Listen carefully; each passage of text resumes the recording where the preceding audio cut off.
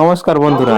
তো আমি যে কাজ করি সেই কাজ তোমরা আগে দেখেছো, কিন্তু আজ নতুন একটি খাটের কাজ করছি। আশা করি আপনাদের ভালো লাগবে, অবশ্যই দেখতে থাকো।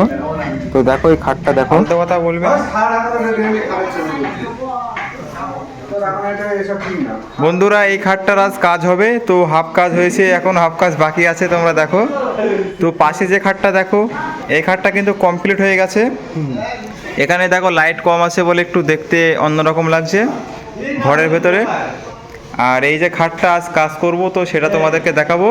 এবং এই যে পালিশটা করছে সেই মিস্ত্রির সাথে পরিচয় করে দেবো আজ তোমাদেরকে। এর আগেও একটা ভিডিওতে তোমাদেরকে দেখিয়েছি। এটা হচ্ছে উত্তর চব্বিশ পরগনা সিদ্ধানী অঞ্চল। তো এটা হচ্ছে বাবুদার ফার্নিচার, এখানে আমরা কাজ করি গোলাতে। তো দেখতে পাচ্ছ এটা আমাদের মিস্ত্রি, যে নকশা দেখো সাজাচ্ছে কত সুন্দরভাবে। তো প্রত্যেকটা খাটে কিন্তু ডিজাইন থাকে, এবং সেই ডিজাইন কিন্তু আমরা সাজিয়ে থাকি সুন্দরভাবে, সাজিয়ে সেটা পালিশ করি আমরা। তো দেখো খুবই সুন্দর লাগছে দেখতে। এই খাট অন্তত পালিশ করতে গেলে অনেক সময় লাগে। তো অনেকে টাকার জন্যে এরকম করতে চায় না, প্লেনই সব কাজ করে।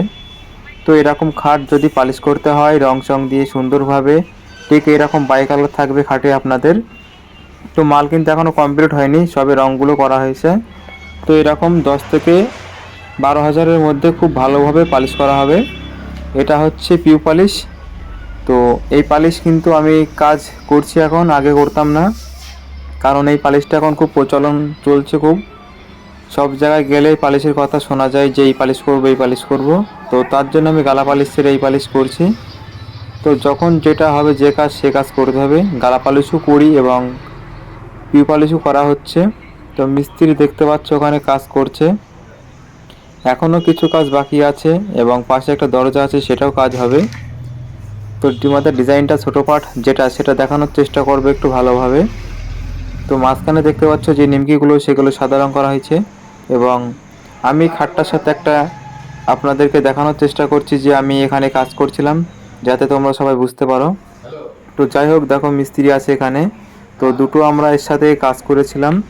তো কাজ করতে করতে আমাদের প্রায় সন্ধ্যা হয়ে গেছিলো, সন্ধ্যার থেকেও বেশি সময় চলে গেছে আমাদের, প্রায় রাত গড়িয়েছিল। বলতে গেলে প্রায় 8টা বেজে গেছিলো।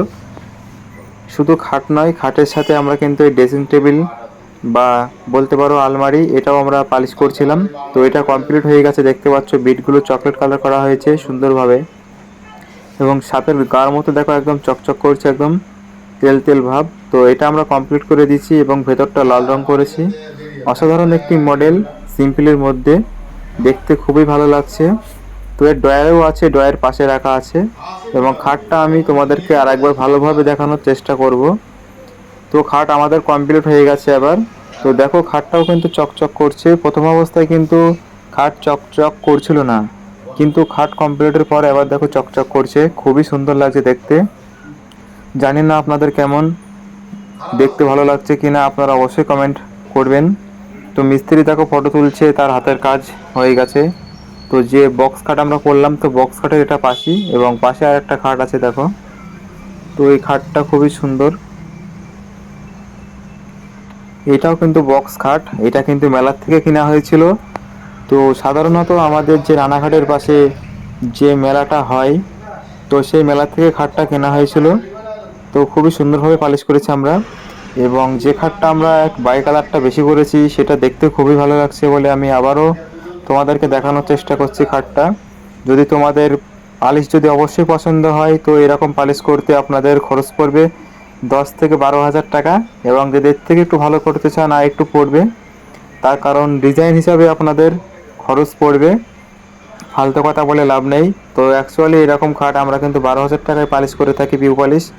এইরকমই ঠিক সেম আপনারা গ্লেজ পাবেন, দেখতে এরকমই হবে, একদম সেম মডেল আমরা করে দিতে পারবো।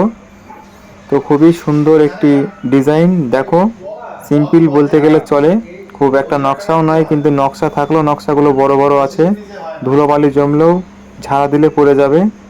তো এর থেকেও অনেক কুচো ডিজাইন করে, সেগুলো কিন্তু ধুলো জড়ায়, ধুলো জড়ালে কিন্তু পরিষ্কার হবে না, তখন খাটটা ময়লা হয়ে যাবে।